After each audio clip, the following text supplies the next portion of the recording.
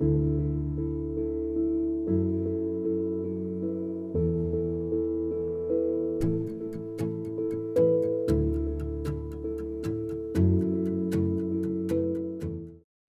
and welcome to SpiritBound Digital Mission. My name is Alanna van Antwerpen, and today I have the privilege of interviewing some of the first women who were ordained in the Episcopal Church across the Episcopal Church, but who served in New Hampshire specifically. It is wonderful to do this on the occasion of the 50th anniversary of women's ordination in the Episcopal Church, and also after seeing the film, The Philadelphia 11. As we begin our time together, I'd love our panelists just to introduce themselves briefly before we get into their sacred storytelling. All right. Mary, will you go first? Sure. I'm Mary Beale, and I came into the diocese originally to be part of the religion department at St. Paul's School in Concord. Thank you. And Molly. I'm Molly Bidwell. Some of you may know me as Molly Radley. I was ordained originally in this diocese, both as a deacon and as a priest in Hopkinton. Thank you, Molly. And Anne. I'm Ann Webb, and I was ordained deacon at St. Christopher's, which was then in Plaistow, and then priest at Grace Church in Manchester. Wow, such a wealth of service here in the Episcopal Church of New Hampshire. So thank you to each of you for being that first generation and role models for all of the women who have come after you. And as we really open up our time together, I would love to hear from each of you about your journey to the priesthood during that time, during the 1970s and even earlier, because we know that once God starts calling, God doesn't stop. So, Anne, would you want to go first? Okay. I, as usual, have a very hard time determining when was the sort of beginning time of my call to ministry, but it sort of formalized, I guess you'd say, when I was a student at Hollins College in Roanoke, Virginia, and in the Diocese of Southwestern Virginia. And I wanted to go to seminary and had a great deal of support from people in the college, and then eventually from the Diocese of Southwestern Virginia. The bishop there was very, very kind, very, very supportive, and and kept telling me over and over and over again that there was nothing to keep women from being ordained, and it was just somebody had decided that the canons of the church were the only place where the male pronoun applied only to men. And so off I went. And one of the things too that I didn't remember to say earlier was that the Diocese of Southwestern Virginia was led by a whole lot of deaconesses, which the rest of the church did not know a great deal about, but there were a lot of little tiny churches back in the hills that were, I don't know who was there. I guess they must have been coal mining families, although they weren't, except for the church, they weren't very willing to come out of their houses for anybody.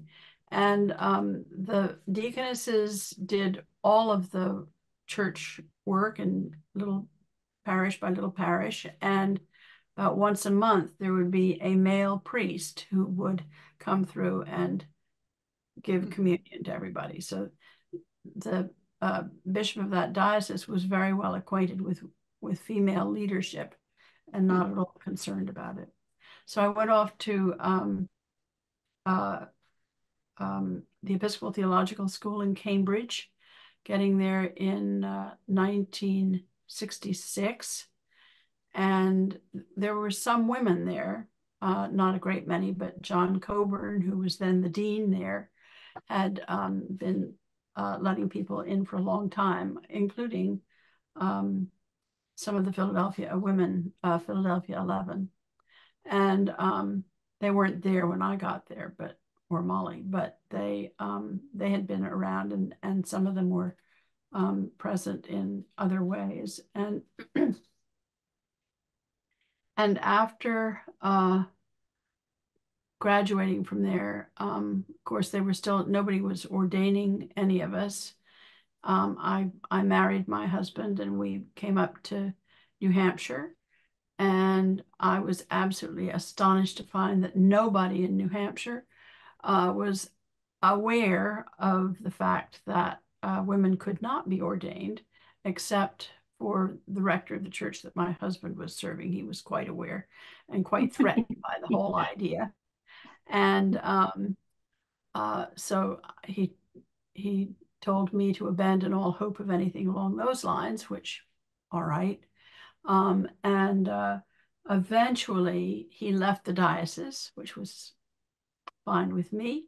And I was ordained by Bishop Smith, Bill Smith, at St. Christopher's, which was then in Plasto. And as I say later on, thanks to the efforts of George Werner and the associate at Grace Church, Tom Wand, I was ordained at Grace Manchester with a cure, which you had to have in the olden days. Absolutely. And what year was that, Anne, that you were actually My ordination ordained? It was 1977. So I was one of the first, along with Molly and Mary. I was the second woman ordained in New Hampshire. Wow. Thank you.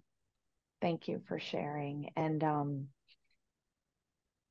it strikes me that it was about from 1966, you said you entered seminary, right?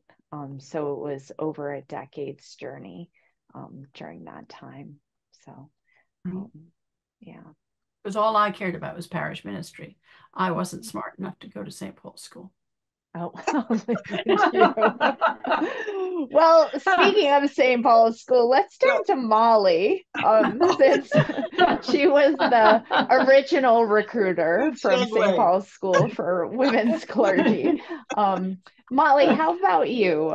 Can you tell us about your journey to ordination and your call to the priesthood during that time, during the 1960s and 70s?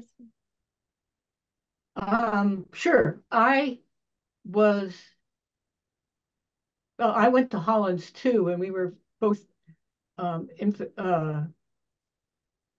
supported by incredible people there. I went on to graduate school, but kept feeling this call to ministry, and so decided to talk to the bishop, who was then Roger Blanchard, and he said, "Oh, sure, you can definitely do this. I feel very strongly about it, but you need to do exactly what all the men do in my diocese. So you have to have a psychiatric exam, you have to have a physical exam." That was an interesting problem because the sheet did not include women, and the doctor didn't know quite what to do about that. And then canonical exams at the end of my time at ETS. I graduated also in '69. And after the canonical exams, there was to be a service where the men became deacons. And Bishop Blanchard was upset that I couldn't become part of that because I'd done everything everybody else had done. So he decided that he would say a prayer over me. And it was very interesting because the head of the standing committee was very anxious that he should not touch me because that might imply that I'd been somehow ordained. So from there, let's see, we ended up, I got married, my now ex ended up in Hopkinton, and I started teaching at St. Paul's School, and that was great fun too. Oh, I need to say, just in addition to what Anne was saying about the deaconesses sent me to seminary. They paid all my tuition, and that was an amazing thing. Yeah. After I was, the whole ordination of the diaconate was kind of complicated because Todd Hall, who was then the bishop, wasn't quite sure what to do with me because I was not from the Diocese of New Hampshire. I just come with my husband. So he went back to Southern Ohio, and Southern Ohio said, well, we don't really know her. But eventually that got settled. The service itself was pretty complicated because there were a lot of people who were opposed to the ordination of women, and they were there at the service. And there's an occasion within the ordination service where people can have complaints about how one should not be ordained. And I may misremember this, but as I remember it, one person got up and said, when the person stands and celebrates communion, they are in the image of God. And if you're in the image of God, you can't be a woman. And then he said, and what about during that time when they're unclean? Well, what can I say more about that? Yeah. That was, Yeah. how am I doing for time? Right You're after fine. my ordination to the diaconate, Perrin, my husband, and I went to Northern Ireland to do a clergy exchange with a family who were overwhelmed by what was going on, the brutality of what was going on in Northern Ireland. So we did a clergy exchange for the summer. And an interesting thing then is I had been ordained like 3 days before we went. Got there, and by the clergy grapevine, I was told, the bishop knows you're here. The bishop is thrilled that you're here. He cannot in any way talk to you. He cannot have any connection with you at all, because that would imply that he supports you. So therefore, if a clergy person wants you to come and preach, for example, just do it. Don't ask anybody, and don't sign the book, and don't wear a collar. So, and that, was the sort of thing that we were going through at that time. Yeah. Yeah. It was also during that time that I realized how important it was just to be seen as a clergy person. And it was not long after that the whole convention of Louisville came up, and that was just crucial to what was going on. I went down to Louisville because all of us who were deacons at that time, Mary came to, really wanted to be there because that was going to be the boat that women could be ordained. My daughter was born 3 months before convention, so she came with me, needless to say. Yeah. And that was very threatening to some people. I can remember a lot of people saying, you should go home, take your daughter, go home.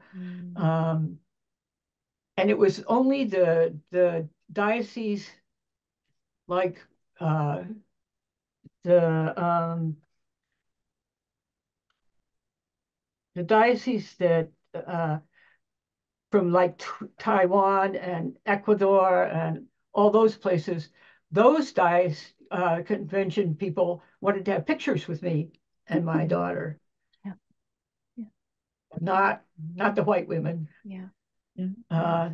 White women were not very welcoming for lots of things. And Mary tells a story about my needing to feed my daughter at some point, and all the other deacons sitting around me so that nobody could see me. Yeah. Philadelphia 11, when that came up, I was asked if I would join. But I think what they really wanted to do was to get Bishop Hall to join with the other bishops. He was recently retired and known to be quite a liberal bishop. So they asked me to go and check and see if Bishop Hall would go. And I decided that if he went, I would go. Mm-hmm. So I went to where he was recently retired and walked up to the house. And there was this wonderful vegetable garden on the right-hand side. And all the broccoli plants had collars around them. I knew right away that he wasn't going to go. He was done with all that. He'd been a bishop for a very long time. And I think he was done with the politics of the whole thing. Eventually, it became possible to be ordained. The ordination to the priesthood, Phil Smith did that. He wanted to make sure there was police presence. I had threats against my children and things like that, but here we are. Yeah, yeah. Thanks and to what lots year of other people. Were you ordained to the priesthood, Molly? I have to look at my time chart. I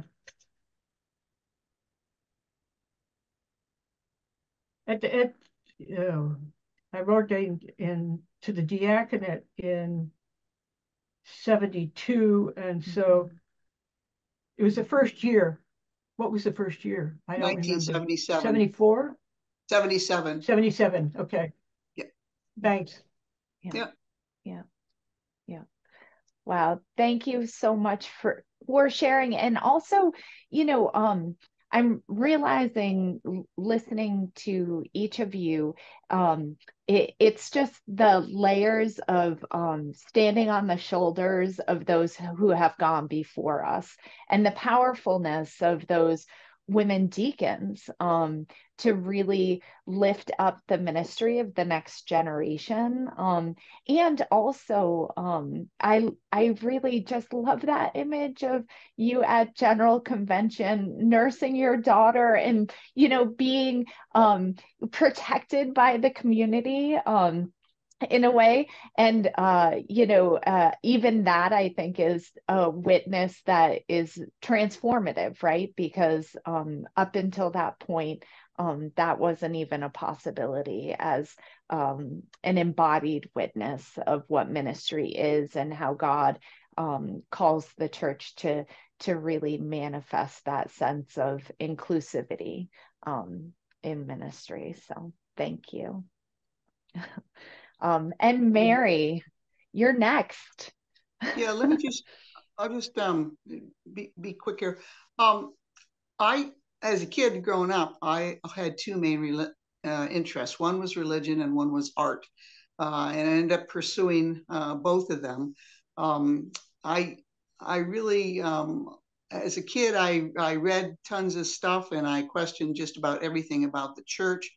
But I wanted to be an acolyte when I was in 7th grade, and I was told I couldn't be an acolyte. Same reasoning: God's a male, priests have to be male, therefore acolytes have to be male. And I decided right then and there that had to change, and that probably meant that women needed to be priests, and that I would be one of those women priests. And I was like in 7th grade at the time. So. But my real sort of ordination movement began in 1970 when I got a Rockefeller scholarship, and for a trial year, all expenses paid plus a stipend. And I went purposely. I went to Andover Newton, which was a non-Episcopal school, but a part of the consortium of schools, which meant that I could take all my Episcopal classes that I needed to take over at EDS, so which I did. And I just went back and forth between the two. I ended up deciding that call really needed to continue to be pursued. I had grown up in Western New York State, and therefore that was my bishop. He was against the ordination of women. And so long and the short of it is I ended up, the rector who had been there at St. Peter's Church in Westfield when I was a kid growing up, the one that told me I couldn't be an acolyte, became a very good friend and mentor of mine. And he had me transfer my communicancy from Western New York State into Warren, Pennsylvania, the Diocese of Erie, Pennsylvania. And Bishop Crittenden then became my bishop, and he was wonderful in shepherding me through the process, as was Dick.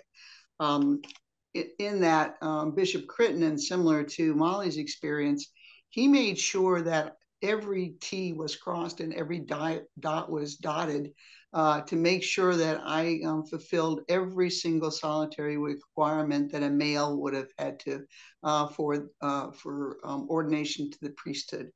And that came in very handy later on.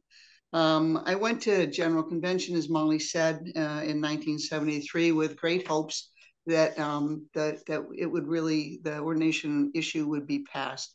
And then grave disappointment and wondering what's next when it didn't pass.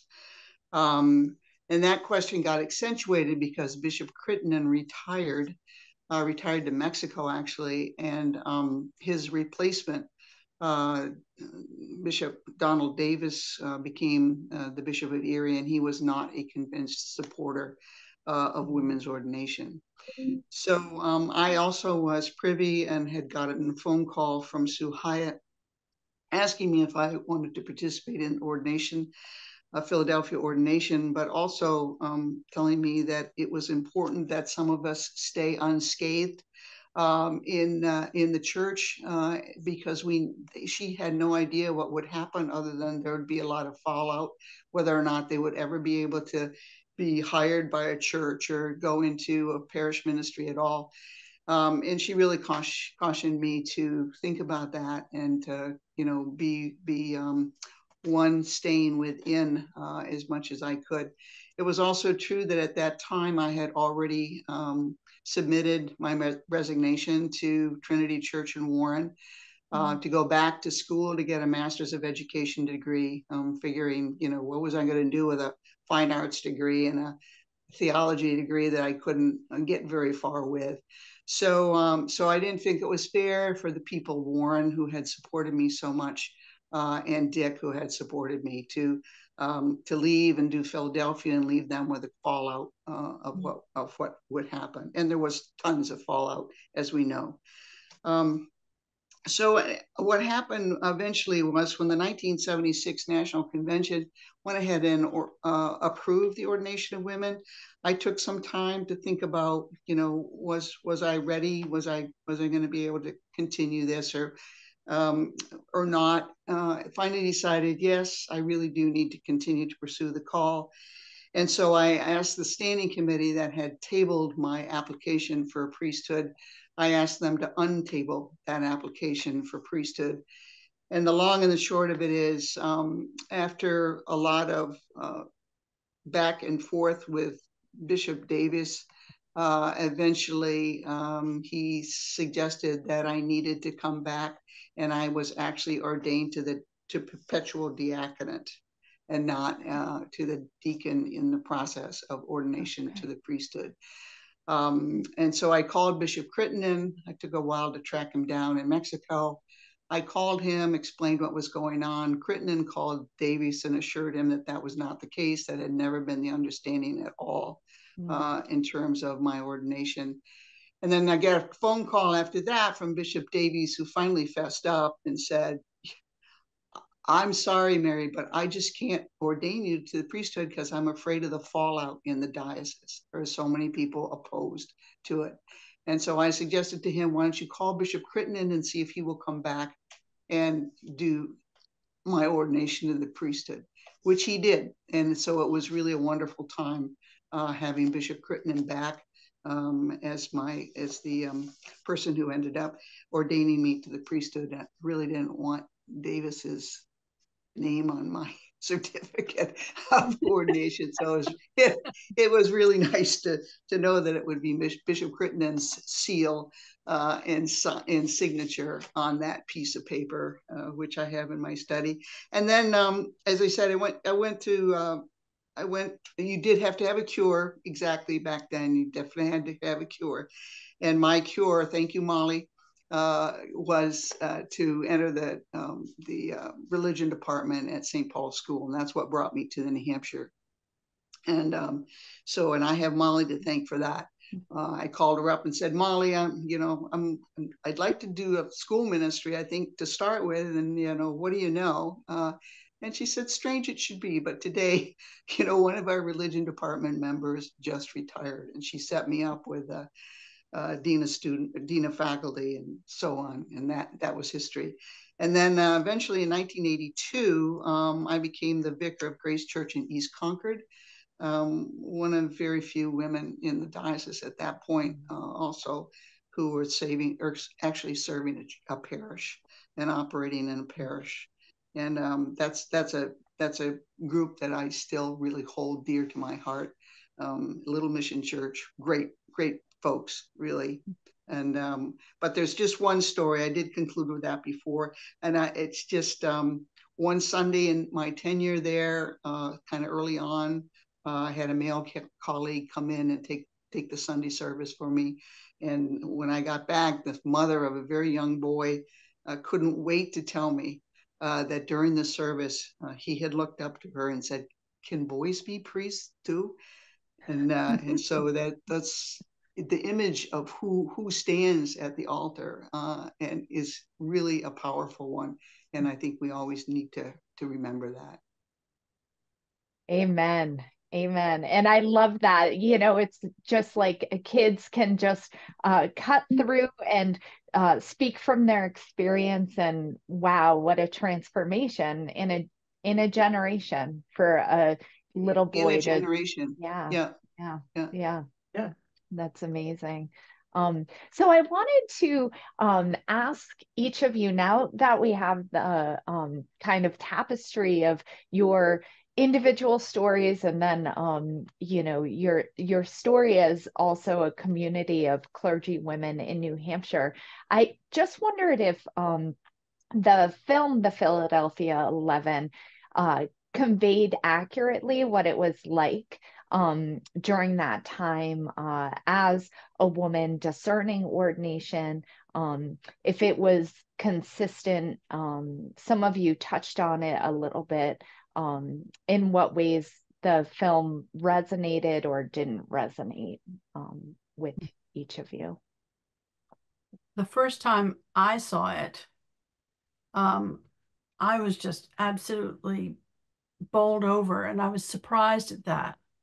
It's been a long time, that was 50 years ago. And given what some of us have lived through in all that time, which is often kind of tough, I just was very surprised to find myself almost shaken by the experience of seeing it the first time. And I think that it brought back to me an awful lot of the experience that at least I had in the early years. I mean, we were, 3 years after the Philadelphia ordinations. And right. In the minds of a lot of people, I think that meant once we'd gotten through that great storm, everything was fine and that was done. And now we'll go on to something else. And I think for women in the ordination process or serving in congregations for a good long time, maybe even to the present, it was not over. There were always people who were really upset that we were messing with their theology in some way that was hard to understand. And people acting out, and it was very, very stressful. And I think that was something that we didn't really get at when we were talking together at Hopkinton. But for many, many years, women's ordination has been a very stressful experience. It just, you don't know who is going to be having a fit next, and for nothing. But anyway, I think another, for me anyway, another piece of that stress was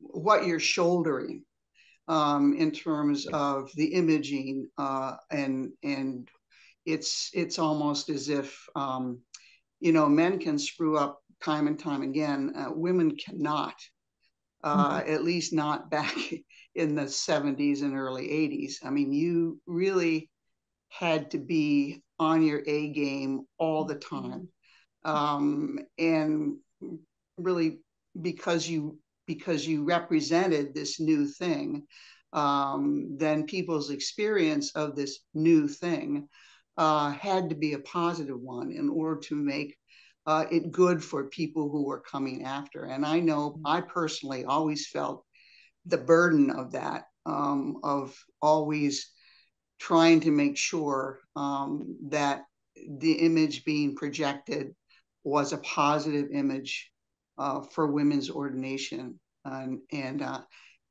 I think that in addition to just the stress of knowing that some of your colleagues wished you didn't exist, and some parishioners as well struggled, and maybe some left, but a lot more came. At least that was my experience. But there was always, in addition to that, I always felt that burden of being a first, needing to be able to do it right, and because if not, then it would be so much harder for other women to come after. Yeah, that was indeed my experience as well. For 5 years, my then husband and I served for a church in Vienna, Austria. And as the woman clergy person running around there, I was every year invited to talk to the women, the wives of the ambassadors, or the old Catholics, or some things, because of the UN city. Vienna is the third UN city. And, if I messed up, that was really bad. And I was often on the radio as well, because I was the token. The positive part of that, walking down the street, having my collar on and having somebody come from behind and hug me and say thank you, and then walk away. Yep, yep, yep. And I think that spiritual and psychological burden that each of you has carried on behalf of the community is both tremendous in its weight, but also tremendous in its gift as well for the generations who have come after. So I am the blessed one that can say thank you to each of you for that, because it is not easy. And those instances of question or perhaps challenge that I've experienced in my ministry, as well as held in the context of that first walking this path that each of you have done. So thank you for your witness, and also for bearing the cost of that as well. And with that kind of background in mind, and also just the shift of the imagining of vocation within the church that was happening during that time. I mean, this was also following Vatican II in the Roman Catholic stream of things, and the revision of the prayer book was happening as well. I wonder what each of you would think about how women's ordination has influenced the life of the church as a whole, in the broader sense of mission and ministry within the church. I think it's has really uplifted and furthered lay ministry, because part of breaking down the patriarchy of the church was part of that was breaking down the barriers between lay ministry and ordained ministry. And I think, you know, the women's movement was not a movement to replace patriarchy with matriarchy. And so these divisive titles, these hierarchy titles of mother and father, you know, I don't think they have a place in the church. And I think that part of what the women's ordination did was, by challenging that patriarchy and by continually trying to challenge the male imagery of ministry, I think we open up a lot of other ministries to be celebrated, and particularly the ministry of the baptized and laity. And I've certainly seen that in my lifetime in the church, where it used to be, you know, father says and father gets what he wants. It's not that way, I don't think, anymore. And I think that more and more pieces of ministry, parts of ministry, very important parts of ministry, have been opened up to allow lay people to be able to experience those as well. The ministry of presence, the ability to be able to take communion to people who are sick, the ability to be able to pass out communion in church. I mean, all those kinds of things came along after the women's ordination movement, and I think because of it. I just believe that. I think that that's quite true in some corners of the church, and maybe a little less so in New Hampshire. I am very, very conscious of the fact that without the Women's Commission in New Hampshire, women's ordination would have gotten nowhere in this diocese. And they were pushing and pushing and pulling for all they were worth. But still, in the same vein that you were talking about, one of the big changes at Grace Church Manchester when I came along was they asked me what I wanted to be called. And I said, well, I'm very happy, because they were calling me everything. I said, I will answer to anything that I know is not hostile. And so I got, you know, mother, I got Father Ann, I got, you know, all kinds of things that they were struggling with. And I said, I'm very, very comfortable being called by my baptismal name, which is Ann. That's what I did. Yeah. And you know, but as long as you're not angry at me, I'll respond to whatever you're most comfortable with. And it became very uncomfortable, I believe, for George particularly, who was then the rector at Grace Church, and then in a funny little way, also for Tom, who was not a sort of patriarchal, you know, onward and upward kind of person, but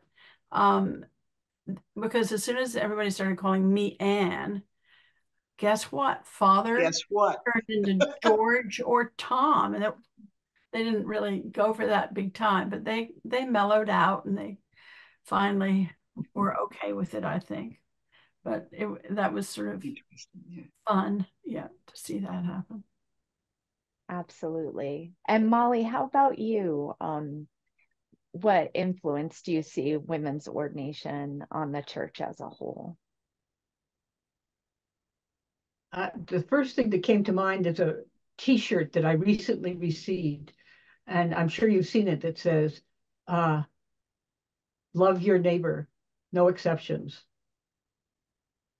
And it's related mostly to, you know, gay, LGBT stuff, but I think it's love everybody. You know, we have to stop having all these barriers,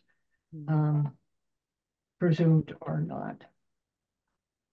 Although I agree with, well, I'm sitting in the Diocese of Vermont right now, and we have some problems, but yeah, it's not an easy time for a lot of, especially, I want to say older clergy, but I don't think that's true. It's also some older laity, women especially. They're uncomfortable with us. They're just, and need to be very carefully addressed. I think one of the other things is that a lot of it depends, I think, in terms of people's comfortableness with it, is the number, how many parishes in the end have women as their vicars or rectors or whatever. And the more numbers, when I first, well, with very few women in this diocese, I used to hold gatherings for all the women who came into the diocese at my camp, at least, once a month or so, and we'd all get together. And as soon as a new women clergy person came in, we made sure we got her on board with the rest of us. And pretty soon, I think in large part because of Doug Thurner, who was just arms open welcoming women in, the diocese in New Hampshire was blessed by having lots of women coming in to this diocese and serving in parishes, and not assistants in parishes, but also taking on the churches in New Hampshire. And I think that the numbers is important, because it doesn't seem strange that you have a woman as a vicar or a rector, because we have one we have one too, sort of. And I think that it makes it more comfortable that way. In dioceses where there are still very few women, I think it's tough. It's hard. I remember early on. I'm sorry. Go ahead, Anne. No, you go. Go. I was just saying, I remember early on in our ministry, when we would go to parishes to visit, I would be asked to come and preach. And people would always invariably say, well, I'm against the ordination of women, but I like you. Yes, exactly. And if they were all like you, there wouldn't be a problem. Right.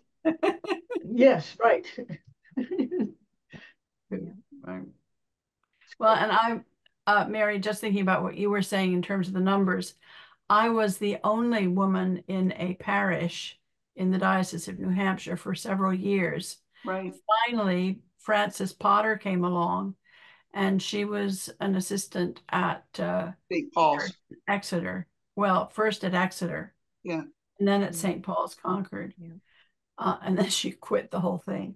But I mean, I think she was great, but I think that it was very, it was very lonesome, and for a very long time. And now to look around and see that there are rectors everywhere who are women of some of the more substantial congregations as well. It's becoming mainstream. There's no question. Yeah, here in New Hampshire it is. Yeah, absolutely. And that actually brings me to kind of in the line of the first. So I am aware that our gathering in April, there were a couple of questions from the audience, which was tremendous. It was like over 100 people came out to see the film, The Philadelphia 11, and to hear from the panelists. But I was wondering what life was like as clergy couples during that time. Clergy couples are still rare. We have a few in New Hampshire now, but I could imagine that first class of ordained women who were married to men who were priests was a unique experience. So I know Molly and Anne, you both have experience with this. did you have Go more to ahead, say? Ann. Go ahead. Okay. Well, I was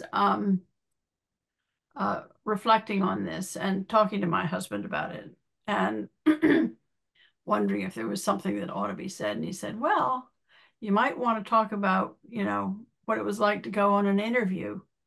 And it was actually, from this vantage point, hilarious. But at the time, it didn't seem so funny to me. And we were very clear. There were clergy married to clergy who really, really, really wanted to work together. And then there were other clergy married to clergy who did not want that at all, just wanted to have their own spaces. And Cassius and I always wanted to work together.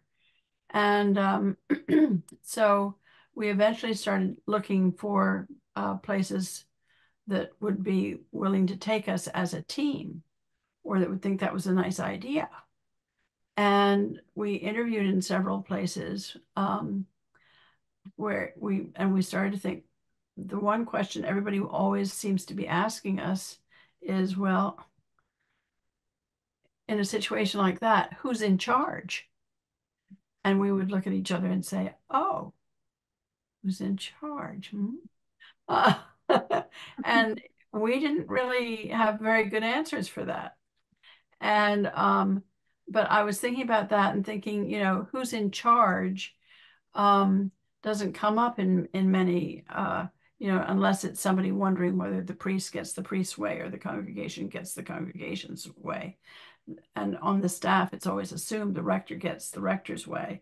But if you're going to be co-rectors, which Cassius and I were and wanted to be and were, how do we, and you got into this thing, we always used to talk about years ago, we used to talk about the naughty curate syndrome, where people would go and complain about the rector to the curate. And the curate, of course, would say, oh, tell me more. And how can I help you? And so you get a wife and a husband on a team in a parish, and you have to sort of modify that. But it's like the children. If I don't like what mommy says, I'm going to go talk to daddy. And because really, that's the person in charge. Or, occasionally vice versa. But who's in charge was very much part of the dynamic in a lot of places. Hard to deal with. Yeah. Yeah. And how about for you, Molly? In my case, we never tried to work parish ministry together. I taught at St. Paul's. Then when we were in Austria, I did suicide work and then came back and did more teaching at Exeter and St. Paul's. But there was a lot of tension around that, in that my ex and he's a wonderful guy, don't misunderstand me in any kind of way, but he had a real problem with having the children around on Sundays. So when I went to visit another parish, I always had to take the kids and find somebody to look after them while he was happily doing his thing. And I'm sure that was the tension for lots of clergy couples. Who's going to look after the kids? I mean, who's in charge? Yeah. Absolutely. This past Sunday was Trinity Sunday. And I was thinking when you were talking about who's in charge, and I'm like, who's in charge in the Trinity? Our whole life of faith is based on this interdependent dynamic relationship, right? Exactly. And maybe we have something to learn from that as humans. Exactly. Well, that was part of the frustration for us as we were in that search, for a place that we would serve together, was how do they come into this sort of military concept of the church from worshiping a triune, anyway, so no shortcuts there. Absolutely. And Molly, I will say I am not married to another clergy person, but that dynamic of care for the children is present, you know, and it's like what's happening when, and whose needs are being met in various situations. So, you And know, that has not been resolved. I know clergy couples who've been dealing with that into the at least the middle of the 2000s, and people wanting to know who's in charge, and how could that possibly work? A husband and wife in the same team, as long as they weren't paying our grandmothers for the free pastoral care they were getting, there was no problem. And we have a couple of other questions from our gathering that were just left over, but I didn't want them to go unattended completely, simply because one of them is asking for your advice and wisdom as female clergy. If you have any words for people who are female postulants going through the process of ordination today, and in the church. So I wanted to, in particular, ask that question. Cross your T's, dot your I's. Do not cheat in any kind of way, even though things are much easier now. I think you still have to make sure that every single canon is absolutely followed, so that nobody can come back at you and say, but you didn't do. Very wise, Molly. Also, and I think, oh, go ahead, Anne. Excuse me. But in addition to that, I mean, that's something you've got real control over. And there's so much in this whole process you have no control over. You don't know when you're going to bump into somebody hostile or when you're not. You don't know, you know. I used to have this image of women being on this kind of tightrope against, you know, going from corner to corner of a room. And on one side were all the people who thought, you know, women were the Antichrist. And on the other side were the people who thought, oh, we were the answer to everything. And you just had to stay on the middle of it. But I think that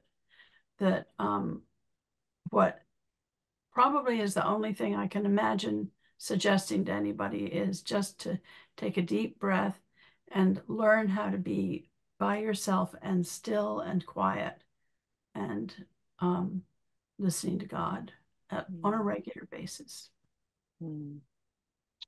It's too confusing. But a huge privilege. I don't know. I suppose we'd all say, almost all of us anyway, that all the women I know who are in orders, I think, are very, very grateful for their ministries and glad of anything, that any struggles that we had to get there. Yeah. I wouldn't have traded it for anything. I think the thing that I would add, and I tell this overall, you know, male or female, I think you have to be yourself. And, you know, a lot of the old style was, you know, you developed a sing-songy way of doing the Eucharist. You did a lot of stuff around the altar. You did this, you did that. But I think what it really comes down to is a pastoral presence, where, you know, you shed a lot of the stuff and you just be real with people. You just be a person with people. And I think that is what makes ministry grow. I think that, you know, I would say that to postulants, male or female. Forget all the trappings that they thought priests ought to do or should do or what, and just be yourself. Because I think that's the real way. And the true way of being able to present your ministry and to be a part of their ministry is just be yourself. Yeah, absolutely. And each of you, I think, spoke to kind of the multifaceted experience of what it is to live in to a vocation, and also into a vocation in a community, you know, and being in relationship with others. Another question that was a follow-up to our time together previously was about patriarchal language in the liturgy. Now, I know that we could probably wax eloquent for a long time about this, but you know, I would love to hear from each of you about your hopes for you know, moving through an evolution from this process, or your thoughts around how worship and the language we use also informs our spiritual experience and imagination. Bishop Pike used to say, "I can't say the creed, but I can sing it."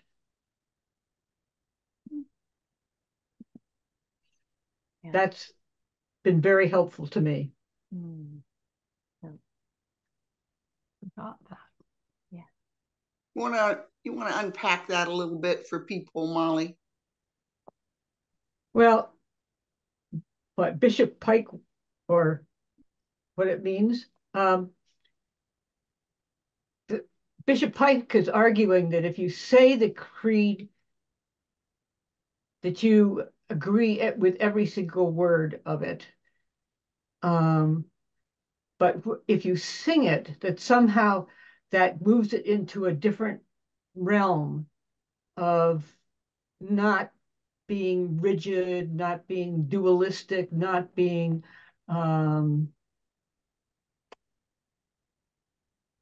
locked into an inflexible theology.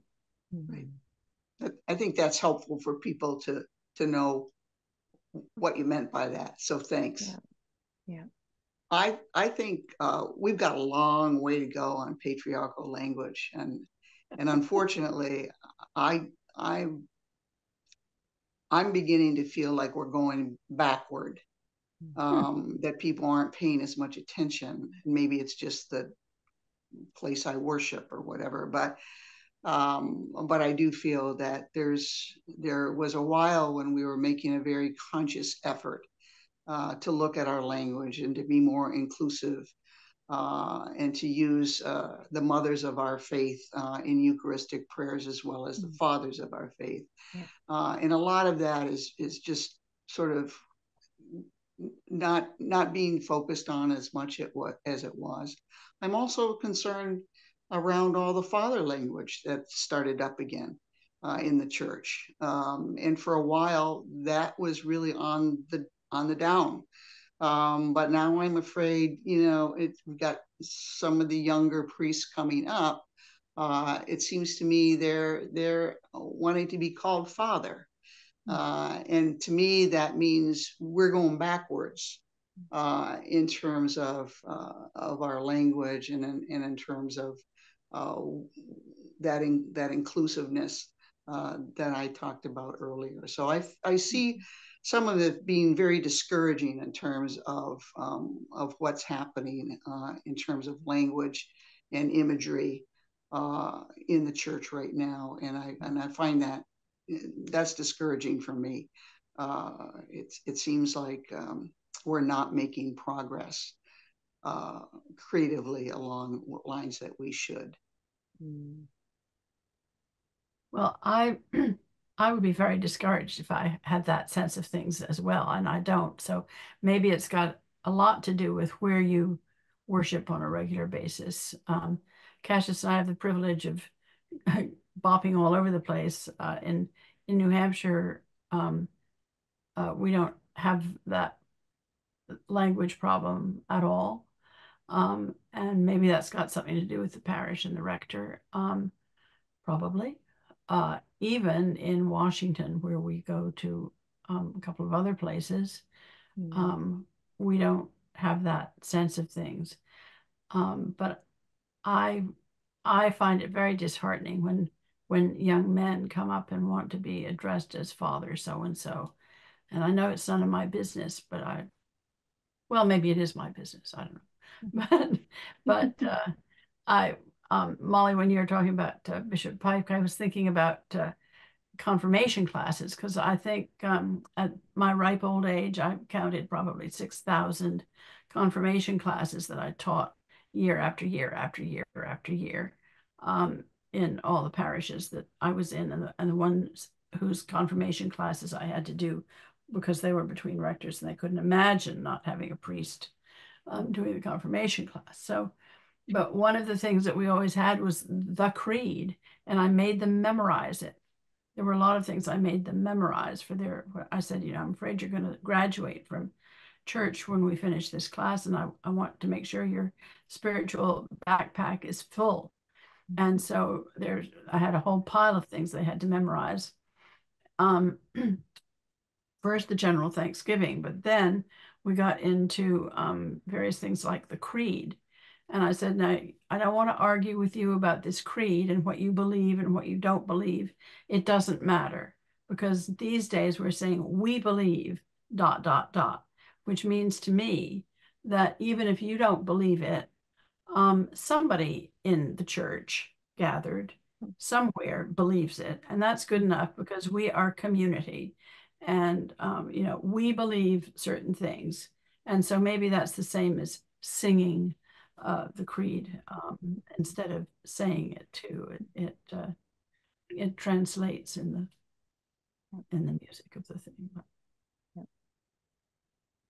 And, as we wrap up our time together, I just wanted to ask each of you, like, what are your hopes for the future of the church? What excites you about the life of the church today?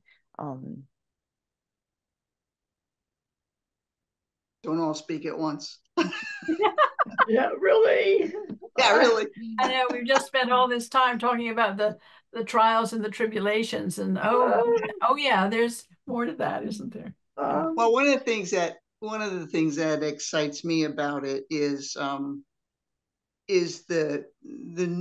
new opportunities that people have to follow their call, whatever that call might be, but particularly here in the diocese and other dioceses, we've opened up ways for people to be able to follow their call to priesthood without coming out with a debt that they're never going to be able to pay off.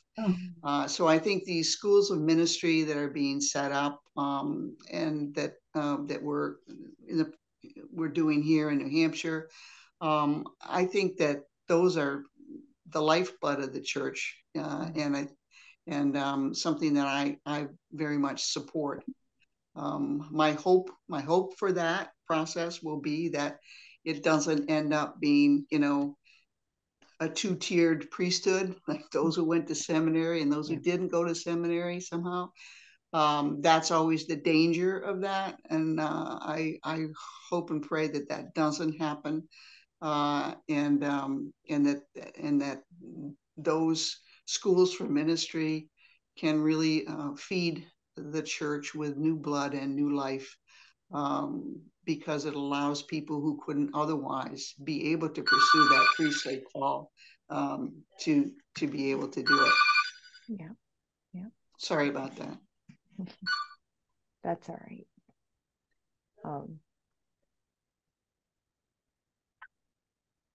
I'm speechless, because part of me lives in that hope. But if you ask me to point to things, at least right around here, that would be hard. It would be hard. I have hope because every once in a while there's a new soul who walks through the door. But I have also hope that, for example, my crazy grandson, who is in London right now studying, decided to go to church and actually loves it. My granddaughter too, yeah. And I can't believe it. Yes. I'm, obviously I live on that hope. I mean, I live on the grace of God and that hope, but more than that, I don't know. Yeah. Well, I don't know. I'm observing a lot of new interest and excitement for the church these days. And I wouldn't pin it on a specific thing, Mary, like opening up the seminary. I think it's great that you shouldn't have to go broke and sell your house to go to seminary. That was an outrage, all that business. But that our congregations are building up, and our congregations are more and more wanting to gather. We attend 3 different churches where you can hardly find a seat for the Bible study or the theological reflection time, because so many people are so interested. And some of those people are, lifetime Episcopalians and churchgoers, and some of those people are people who have been invited in and feel comfortable, who've never darkened the door of a church, but finally they've got a way of being introduced to things and having something explained to them, so they don't feel like aliens. And I feel as though there's across denominations that there's a revived interest in good heavens Bible study. It's neat. Interesting. Yep. Absolutely. Well, I am so thankful for our time together. The Reverend Ann Webb, the Reverend Mary Beale, and the Reverend Molly Bidwell. Thank you so much for taking the time for this conversation on behalf of SpiritBound Digital Mission and the Episcopal Church of New Hampshire. And we look forward to our paths crossing once again. And until that time, know that we are SpiritBound. Take care. Thank you. Thank you very much. Thanks a lot, Alanna. Take care now.